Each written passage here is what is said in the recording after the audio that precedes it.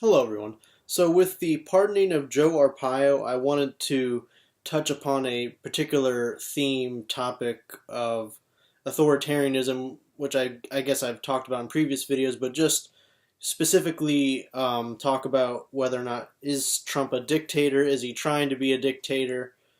And now, keep in mind now, when I say that, I'm not trying to put it on any level of like someone like Hitler or Stalin or what have you here. When I say dictator, I'm not talking about mass killings so much, right? I'm not talking about concentration camps putting locking people up. I mean, we have a really corrupt criminal justice system. We have mass incarceration in this country, but that certainly does predate Trump. Certainly not as better. But what I'm trying to get at here is I think we're looking at someone who is willing to kind of bend the law to his will. And it's pretty ironic considering Trump ran as a law and order candidate. But then again maybe not, because Nixon ran that brand too, law and order. It was the 60s and there was a lot of protests and things that are going on right now in this country, and he was calling for law and order. And then he ended up resigning in the whole Watergate scandal, of course. So, seems pretty obvious when you're a politician and you're saying that most likely you're gonna end up looking out for your friends. You're gonna be doing things out of political gain, which I would suggest is why Trump pardoned Joe Arpaio. Um, Now, more broadly speaking, though, I would have to say, yeah, the confines of our political system, it's pretty good at preventing a one man in control scenario. In the you know most exaggerated way you can think of, like, oh yeah, like I'm going to be able to do anything that I want in power when I'm president. That's not exactly the case, I would say.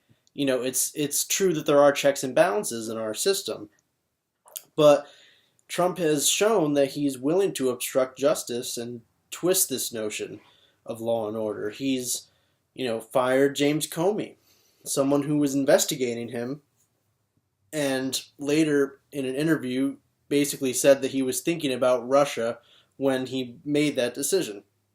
So that right there is an indication that Trump is, regardless of guilt here, regardless of whether or not he has any real connection to Putin or whatever it is, he doesn't want to be under any scrutiny. He doesn't want to be,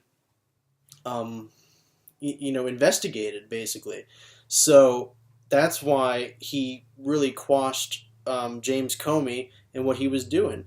And then now we have Mueller in there, who's took his place and is, from reports that I've read, kind of working from the bottom up. He's doing this more conventionally by kind of like getting subpoenas and warrants for certain things, talking to the little men first, pretty much, and then building a case so that way. And what you do that way actually is you can get certain testimonies out of the lower level people, such so like it's a plea bargain. Like they might be guilty of something too, but if they give away information for this higher up person, then we can work something out.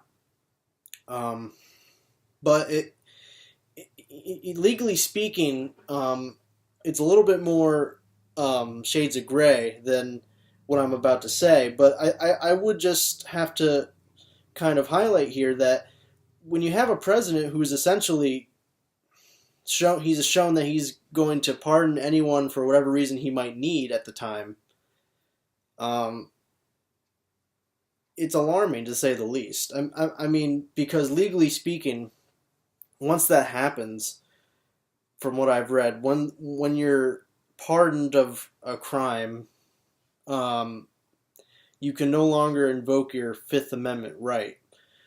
But at the same time, when you're being asked questions, in court, and you're brought up as a witness, it is true that, lawyers and all kinds of tricks in the legal system, it can just be null and void anyways. You may not have to give away any information, certain information that is delicate, right? So it's problematic, is what I'm saying.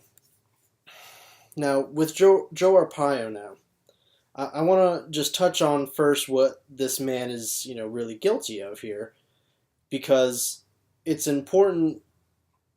It's important where it started, and it's important, I believe, what he's guilty of. You'd have to really take that into account. He was absolutely horrible in the state of Arizona on illegal immigration, and what he would do is essentially, according to his own words now, this is not me putting words in his mouth, this is his own quote, he was running a concentration camp instead of a jail. He was running a concentration camp for illegal immigrants, and they would often be tortured. And even kids, I believe, were some of the victims here. So this is a really deplorable person here. This is someone who, I don't care for what reason you give, okay? If you're an illegal immigrant, you to think that you have the right to just target anyone that looks like an illegal immigrant. So take that into account first. People that live in Arizona, people of Mexican heritage have lived there for centuries probably. So you're targeting people based on race. And regardless of if you're guilty, if you're an illegal immigrant, you don't have this right to torture someone who's an illegal immigrant, okay? The act of torture is forbidden constitutionally. No cruel and unusual punishment. And I'm not positive exactly where in the Constitution it is, but that is a often talked about clause of the Constitution. So yeah, this guy is not forgivable in any way, shape, or form. I would not consider respecting him for a minute. I don't care what amount of time he served in the military or whatever. When you do that, everything that you've ever done gets erased. And that's the unfortunate truth. Because at the end of the day, we have to look at what your impact is overall, and the negative impact is always going to have more lasting effects. Let's just keep it real. So Trump did it for political gain. And we know this because there were stories that came out that said he wanted to release this information so that it would coincide with Hurricane Harvey. So on last Friday, it hit the news cycle at the same time, and he thought it would get more ratings. And he's like boasting about all this. He's doing it for political gain because that kind of thing is just going to resonate with his base. This guy Joe Arpaio represents everything kind of the alt-right is about with illegal immigration. They just treat them like not human. And white people are superior, so this is exactly the kind of people that would resonate to Trump. So it's ridiculous too, because the fallout of Hurricane Harvey is just a total disaster. I can't even believe that people aren't making the comparisons to George Bush and Katrina here, because this is insane. You have grandmas and grandpas and fucking, I'm sorry to use language here, but you have them knee deep or sometimes more in water here, and they're in a nursing home. Come on, you can't deal with this. You can't get this done in the United States of America. And it shouldn't be a surprise to anyone, because Trump cut the budget for, I can't even tell you. I'm going to bring up the numbers right now. And it's devastating what happens when you just have this anti-government view where you're essentially like, government is the problem to everything, so we're going to defund everything, and then when shit hits the fan, and you have a situation like Hurricane Harvey, then those people are just kind of left to deal with it themselves. And before I get to the facts on Trump here, I just would like to point out, because it's not just him, I don't want to blame only him. People like Ted Cruz wouldn't vote for the Hurricane Sandy relief. They, a lot of Republicans and Ted Cruz would, to turn away any funding if it's for liberal New Jersey and liberal New York. Then yeah, I'm not gonna vote for their hurricane relief. And now that they are in Texas and they've been affected, oh, give us money, give us federal money. Unreal, right? So what Trump did in botching the fallout of Hurricane Harvey was, one, revoke Obama's executive order 13690 on establishing a federal flood risk management standard and process on August 15th. The budget cut FEMA by 11%, and there's no permanent FEMA administrator. The budget for the Coast Guard was cut by 15%.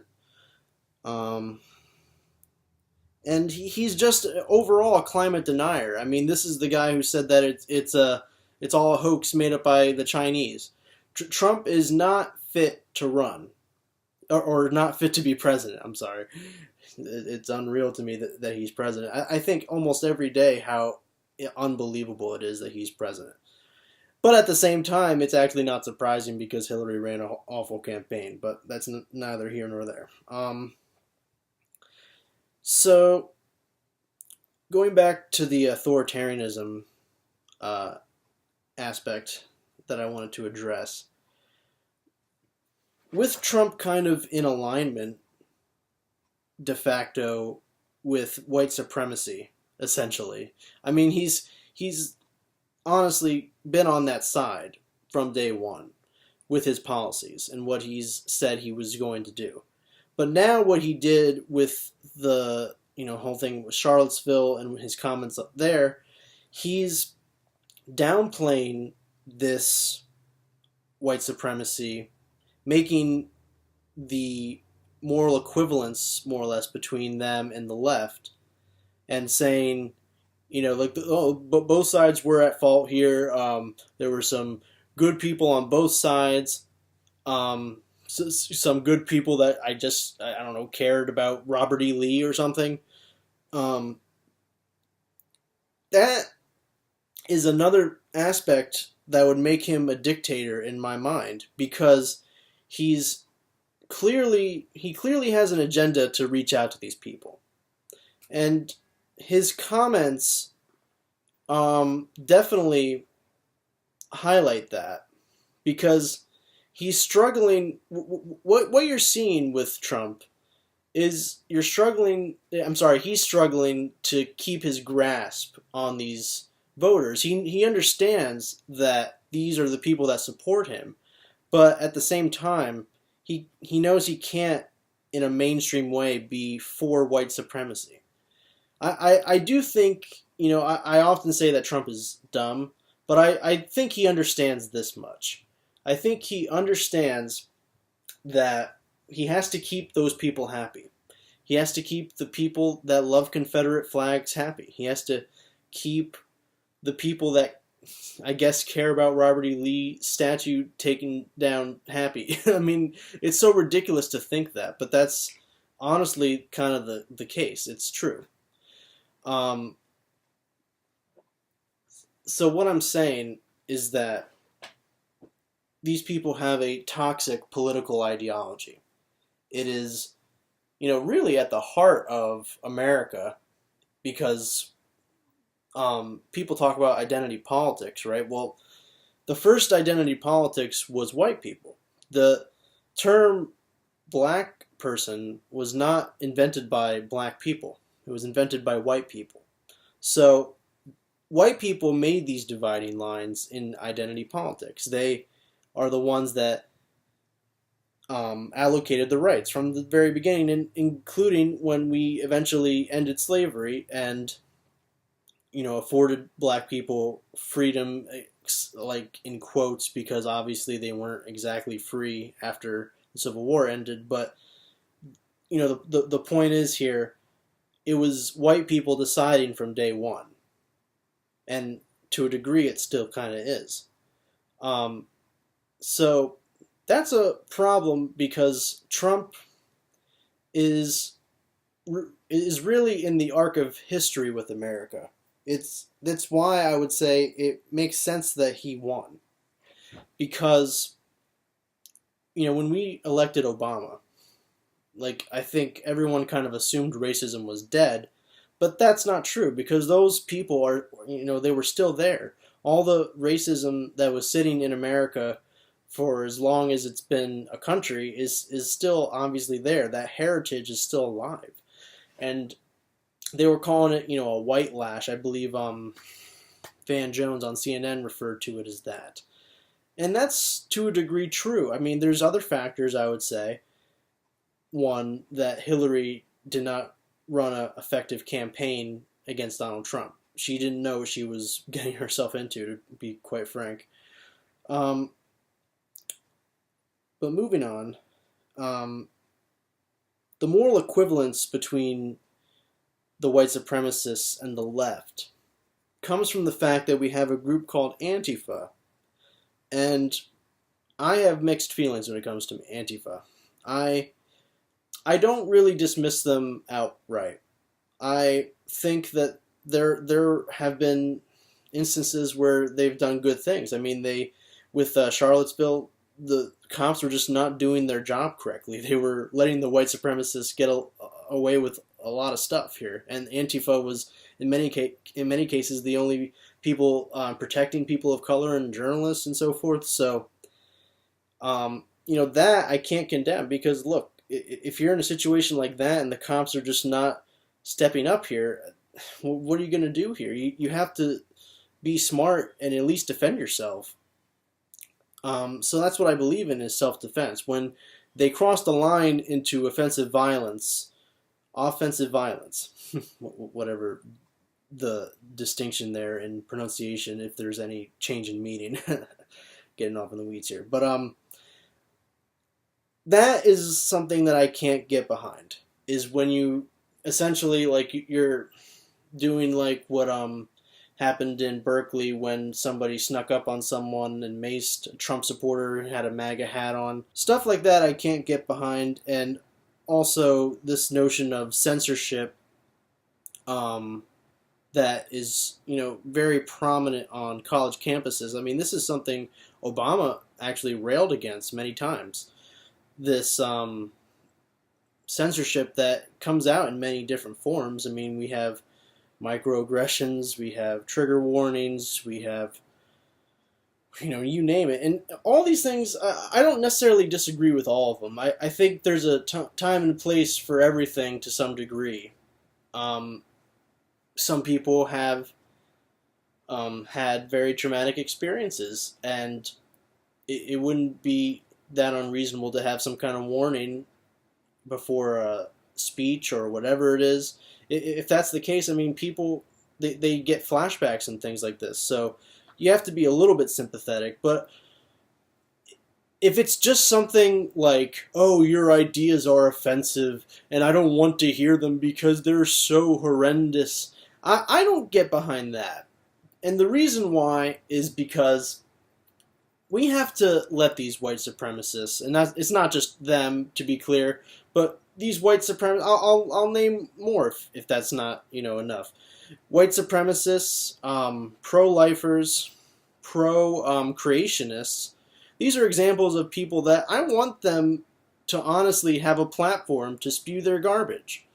And why is because I honestly believe in this day and age with the internet and how things are going with technology and knowledge, people are seeing through the BS here, and we're able to, we have infinite knowledge just in our hands here. We can look up anything on our phones, and we know that this kind of like traditional conservative view of life is just kind of not true. And you can break it down almost any way you want, from the social side or the economic side. Um, so part of the problem, I would say, is that when you make that decision to shut down speakers from even showing up at all, like Ann Coulter or Milo Yiannopoulos, what you're doing is you're kind of implying that you can't beat them in the battle of ideas. You are conceding the battle of ideas to them, and people get the impression that your ideas are not going to be strong enough to go up against theirs. And honestly, I think that's just a fact. I know people may want to argue otherwise, or just have some kind of rationalization behind like why they shouldn't speak in the first place, but you have to, I think, have that debate. You have to let them talk themselves to death, essentially, because eventually, the more someone talks, the more their BS is going to come out, essentially. It's just going to be too clear for everyone to see if you just let them speak and speak and speak. This is what I believe. Now, whether or not authoritarianism is a problem with the left in general terms, more broadly, like all these things that I've been talking about with censorship and all, like and also Antifa, like these are problems, I would say, but I would still say, authoritarianism is still a huge problem on the right, if not bigger than on the left, because the true left radicals, in quote, are not in high positions of power. And people that are be considered socialists, anarchists, progressives, these are people that are not really in power. Bernie is probably the most left you can get, and he's like an international centrist. So on the far right, however, these people certainly do have a bully pulpit. Excuse me. Mike Pence is the vice president, and there's videos of him on the floor of Congress talking about how we should be teaching creationism in school. We shouldn't, or I don't even know if he's saying like teach creationism in conjunction with evolution, but that's ridiculous, though. You do not go down that path. You do not equate evolution with creationism. That is just forbidden, if you're in politics, certainly, to say. Okay? So, I would say the far right, they have a problem with how people live in certain ways when it comes to gay marriage, or even something like income inequality and people on welfare, and how they want to cut benefits, the Republicans, and even healthcare kind of goes along with that idea too. These are people who are authoritarian because they want to essentially micromanage people's lives. They want to, and in a negative way, I should say, they want to impose their far-right, ultra-capitalist ideology on them, and that is inherently authoritarian, because what happens is the Republicans get so hell-bent on their ideas, their far-right lunacy, which happens to also be what keeps the status quo going, what keeps the wealthy and the poor. They keep these ideas so to heart that they don't care about any evidence that would suggest, hey, if we do this left idea, that's more progressive, it would actually help people. They are not willing to listen to evidence, and also observe hypocrisy. They do not. These things do not compute with them oftentimes. So really, the authoritarian problem is on the right, and I think we've just gotten too used to it, and also the media is too complacent in calling it out. Um, because at the end of the day, the Democratic Party is not that left. It is center right. It's a neoliberal party, and it is not really in line with what the American people want, and that's demonstrably true.